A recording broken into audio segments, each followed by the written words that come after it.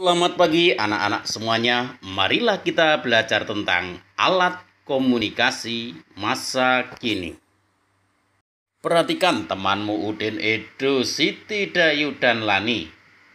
Dan juga Benny sedang berdiskusi bersama. Bang Andi dan Aito ikut bergabung. Rupanya Bang Andi dan Aito memperpanjang liburannya. Udin dan teman-teman mengamati letak negara Jepang melalui bola dunia. Ternyata letaknya cukup jauh dari Indonesia. Siti bertanya kepada Aito mengenai cara berkomunikasi dengan keluarga di Jepang. Aito menjelaskan bahwa kini banyak media yang dapat digunakan berkomunikasi. Di antaranya melalui aplikasi penyampaian pesan.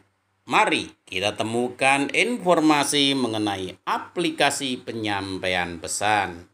Alat komunikasi masa kini. Manusia membutuhkan alat komunikasi untuk menyampaikan pesan dan informasi. Ilmu alat komunikasi berkembang agar manusia dapat berkomunikasi lebih mudah dan cepat. Aplikasi penyampai pesan merupakan salah satu alat komunikasi yang mudah digunakan. Aplikasi tersebut harus diunduh dalam ponsel, tablet, atau komputer. Yang termasuk ke dalam aplikasi penyampai pesan antara lain WhatsApp, Facebook, dan Messenger. Melalui aplikasi itu kita dapat melakukan percakapan. Percakapan dapat dilakukan secara tertulis, pesan suara, maupun panggilan video. Percakapan bersifat pribadi. Hanya pengirim dan penerima pesan yang dapat mengetahui percakapan tersebut. Penggunaan aplikasi penyampai pesan memiliki aturan khusus. Aturan secara umum adalah pengguna harus berusia di atas 13 tahun.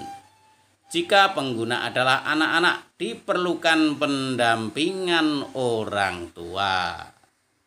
Setelah membaca dan memahami teks, dapatkah kamu menemukan macam-macam alat komunikasi masa kini?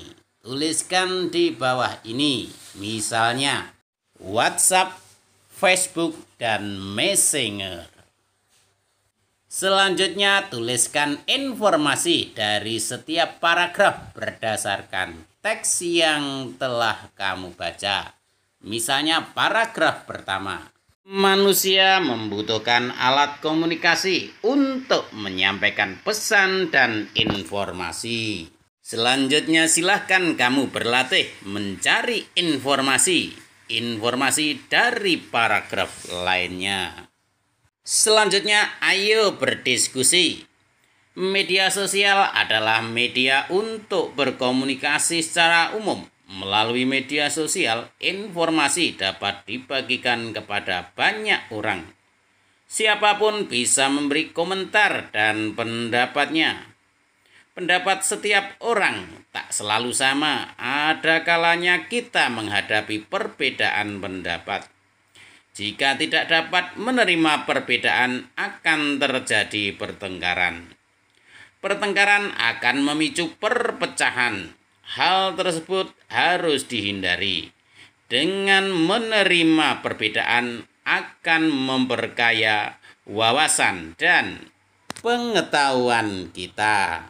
Selanjutnya, akibat dari adanya keberagaman sikap pada setiap orang terhadap perkembangan teknologi tertulis sebagai berikut.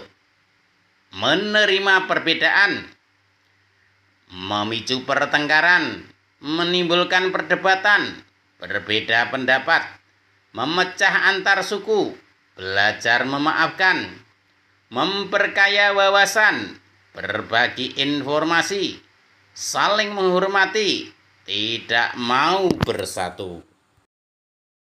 Selanjutnya, tuliskan kembali akibat yang baik atau positif dan tidak baik atau negatif dari perbedaan sikap setiap orang pada keranjang berikut. Misalnya, akibat yang baik atau positif yaitu saling menghormati, memperluas wawasan.